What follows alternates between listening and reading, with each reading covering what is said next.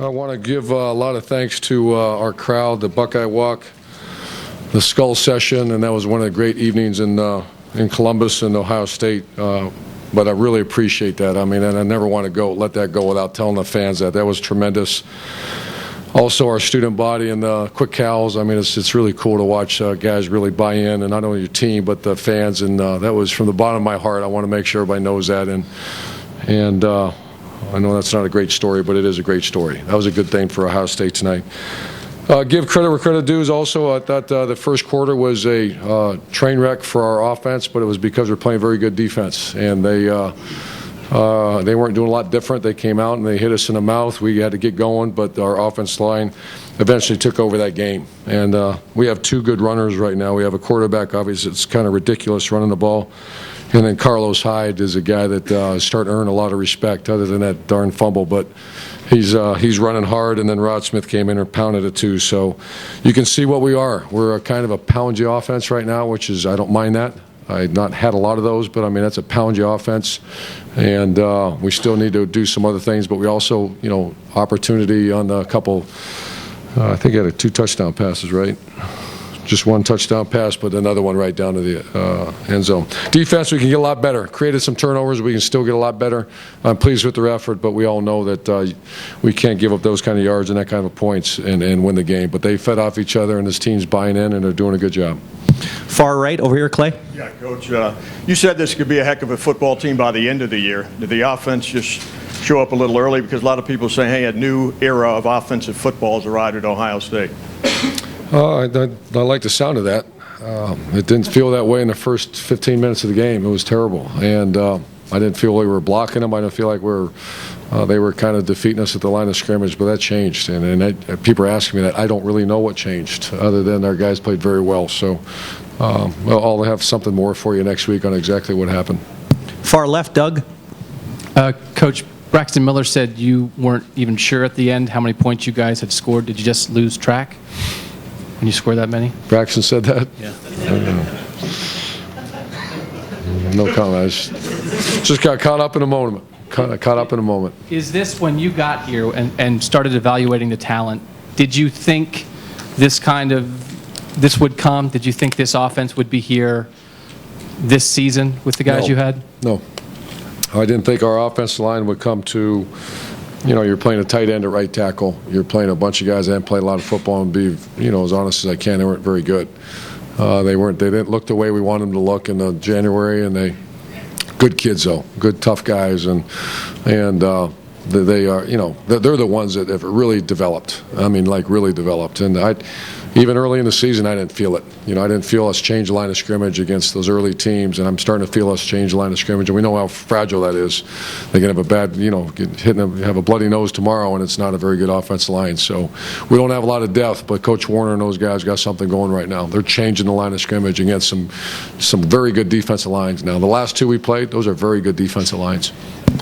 Right front, Tim.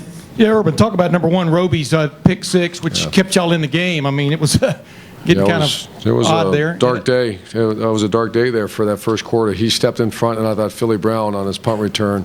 And those kids that hear those, we do a little ceremony after the game and let some guys talk who performed well, and every one of them to a man said that when the offense was struggling, yeah, Roby, and then also the punt return, and when the offense goes out, and I think we had a couple long drives, I can't remember the minutes, but where our defense was on the sideline and we're just methodically moving, the offense is moving the ball. So right now they're feeding off each other. Did you see a difference, though?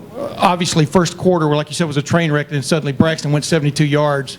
Was that the ignition point? No question. That's we wanted to really rely on Carlos Hyde a little bit to pound him. I felt the way he earned it, and I made that comment after what I saw in that last drive against Michigan State that maybe we can pound the ball for 5, 6, 7 yards. It's, some people would say it's not the most exciting thing. It's pretty good to call a play on 2nd and 4 though, 2nd and 3, and that was a plan, and the plan was not working in the first quarter. And I think Braxton obviously changed the game. Second row, Adam. Urban, if you guys are ahead of schedule now, what does that mean for the future, especially on offense, for this team?